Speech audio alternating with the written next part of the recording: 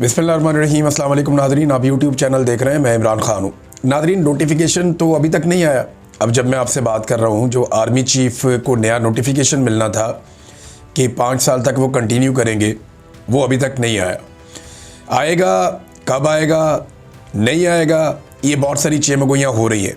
लेकिन एक बात तो बड़ी क्लियर है कि नवाज शरीफ और आसिम मुनीर साहब को आपस में ही सौदा करना पड़ेगा, क्योंकि मेरी दानिश में आसिम मुनीर जैसा जर्नैल नवाज शरीफ साहब को मिलेगा नहीं, जो इस लेवल तक मामलात को ले जाए जहां तक आज तक पाकिस्तान का कोई जर्नैल नहीं ले जा सका।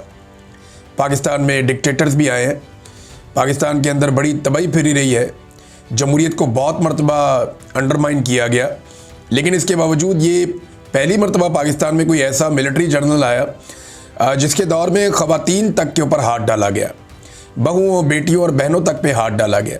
इस लेवल तक आज तक पाकिस्तान की तारीख में कोई जर्नैल नहीं आया था। चादर और चार दीवारी फिर भी महफूज रही थी, चाहे वो ज़िया-उल-हक का दौर हो, चाहे वो किसी का भी दौर हो।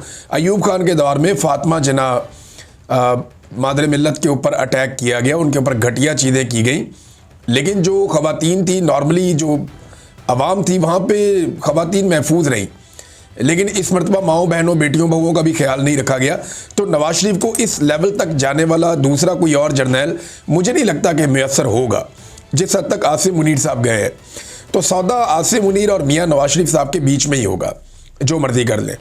अब नोटिफिकेशन जो है, इसमें अफसार आलम साहब ने भी एक स्टेटमेंट दे के एक नई कहानी सुना दी है, और जो अफसार आलम साहब कहानी सुना रहे हैं वो गवर्नेंस की है, वो मैं आपको बताता हूँ क्या है, लेकिन मेरे ख्याल में वो भी छोटा इशू है।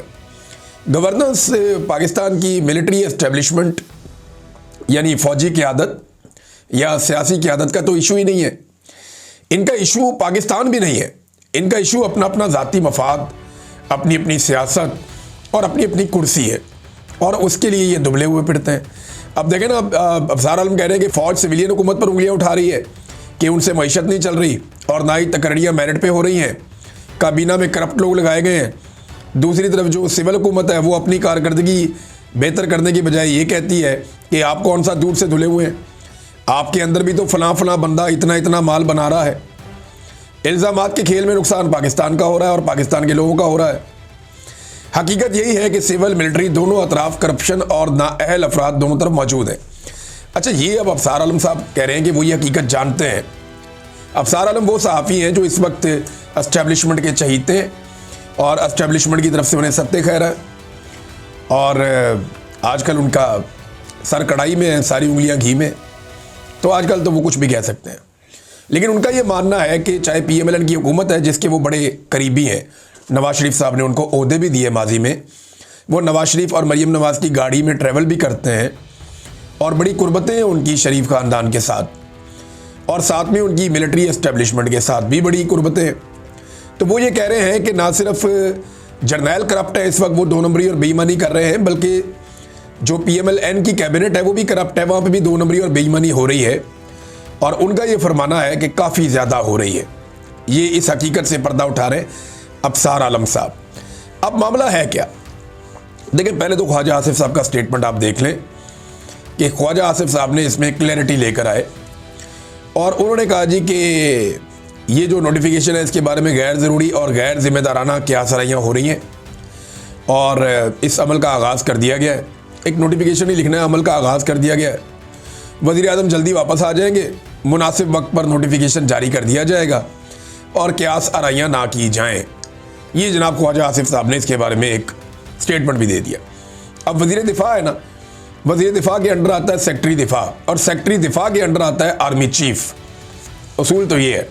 तो वज़ीर दिफा ने कहा तो मान लेना चाहिए कि नोटिफिकेशन हो जाएगा, और मामला वही है कि सौदा आसिम मुनीर और नवाज शरीफ के बीच में ही होगा, किसी तीसरे के बीच में आने के इम्कानात बड़े महदूद हैं। अब अफसार आलम साहब ये बताते हैं कि आसिम मुनीर साहब ने जो सिक्योरिटी वर्कशॉप एक चल रही थी, वहाँ पे जब वो आए तो उन्होंने बंद कमरे में ख़िताब किया। उसमें उन्होंने एक जुमला बोला और एक नवाज शरीफ का जुमला, तो ये दोनों जुमले उन्होंने आमने सामने खड़े करके ये तासुर दिया जैसे सिविल मिलिट्री ताल्लुकात ख़राब हो रहे हैं। जुमला सिंपल ये था कि जनाब, आप 2 ख़ानदानों के ग़ुलाम हैं, या आप 2 लोगों के ग़ुलाम हैं। तो अफसार आलम साहब को लगता है कि वो 2 लोग जरदारी और शरीफ हैं, और इनके गुलाम हैं। अब उनको तकलीफ यह है कि इमरान खान का नाम क्यों नहीं लिया। तो इमरान खान साहब की पार्टी तो गुलामी करती नहीं, सादी सी बात है। मैंने देखा पाकिस्तान तहरीक इंसाफ के लोगों ने जितनी इमरान खान पे तनकीद की, कोई सोच भी नहीं सकता।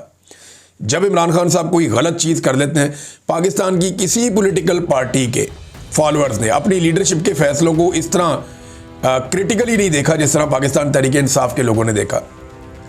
चाहे वो उस्मान बुज़दार का फैसला हो, चाहे वो दीगर फैसले हों, तो इमरान खान साहब के सही फैसलों को जिस तरह सपोर्ट करते हैं पाकिस्तान तहरीक इंसाफ के लोग या कारकुन, उसी तरह जब उन्हें लगता है कोई फैसला गलत है तो वो उसके सामने भी आकर खड़े होते हैं। तो ये पाकिस्तान तहरीक इंसाफ में एक थोड़ी सी चीज़ मुख्तलिफ है। एक दौर में ये चीज़ कुछ हद तक पाकिस्तान पीपल्स पार्टी में हुआ करती थी, जब बेनज़ीर भुट्टो नई पाकिस्तान वापस आई थी ज़ियाउल हक के तैयारे के हादसे के बाद। लेकिन फिर हमने देखा कि आहिस्ता आहिस्ता पीपल्स पार्टी में से ये चीज़ ख़त्म होती गई और जरदारियों का मुकम्मल कंट्रोल इस पॉलिटिकल पार्टी के ऊपर हो गया। अब नाज़रीन, रोला जो है ना वो परफॉर्मेंस का बताया जा रहा है। फौजी कहते हैं कि सिविलियन काम नहीं कर रहे, सिविलियन कहते हैं कि फ़ौजी काम नहीं कर रहे, वो कहते हैं जी हम काम करें, आपकी ख्वाहिशें पूरी करें। तो देखें, इसको थोड़ा और सिंप्लीफाई कर देते हैं। इसको मज़ीद सिंपल आप ऐसे कर दें कि काम चल ही नहीं रहा। अब आप चाहे एक के ऊपर डालें या दूसरे के ऊपर डालें, काम चलना ही नहीं है। ये जो कह रहे हैं ना फ़ौजी भी पैसे कमा रहे हैं, शहजाद अकबर साहब ने एक ख़बर दी। उन्होंने बताया कि जनाब एक बड़े फ़ौजी का भाई उठाया गया, बड़ा बदनाम है। तो कुछ अर्सा पहले मुझे कुछ लोगों ने बताया कि ये बंदा जो उठाया गया है, ये खुद तो फ़ौजी नहीं है लेकिन बहुत बड़े फ़ौजी ऑफिसर का भाई है। ये दुबई में बैठ के मादनियात के और पेट्रोलियम के सौदे करता है और ये अरबों रुपए के सौदे करता है और ठेकों के जो है वो कारनामे सर अंजाम देता है। अब ये कहानियाँ इसके बारे में मार्केट में काफ़ी दिनों से थी, लेकिन उसके बाद अब पता चलता है, जो शहजाद अकबर साहब की खबर है कि ये बंदा गिरफ्तार हो जाता है। गिरफ्तार क्या होता है, उठा लिया जाता है।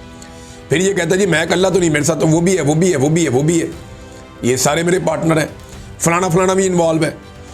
तो यहाँ तो जिसको हाथ लगाओ, वो तरबूज वाले कहते हैं ना, जड़ा पन्नो ही लाल है। तो जिस तरबूज को खोलते हैं वो अंदर से लाल ही निकलता है। यानी जिसको हाथ डालते हैं उसने भी अरबों रुपए हड़प किए हुए होते हैं, जिसको हाथ डालते हैं वो करोड़ों से नीचे तो बात ही नहीं बनती।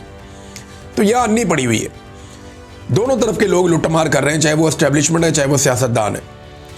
और इसी लुटमार के लिए इन्होंने इमरान खान का रिजीम चेंज ऑपरेशन किया था कि इमरान खान की हुकूमत गिराओ, ये तो दिहाड़ियाँ बंद हो जाएंगी, हमारी दिहाड़ियाँ लगानी है। तो दिहाड़ियाँ तभी लगेंगी सियासतदानों की और जर्नैलों की जब इमरान खान जैसा सियासतदान नहीं होगा जो अवामी फैसले करने की कोशिश करेगा। और 3 साल में आपने देख भी लिया था कि इमरान खान साहब का जो तर्ज हुक्मरानी था वो इन लोगों से तो कम बहुत बेहतर था। अब मुल्क इनसे संभल नहीं रहा और दोनों तरफैन जो हैं वो इमरान खान पे इल्ज़ामात लगा लगा के थक भी गए। अब तक के लिए इतना ही। अपना ख्याल रखिएगा, अपने इस चैनल का भी। अल्लाह हाफ़िज़।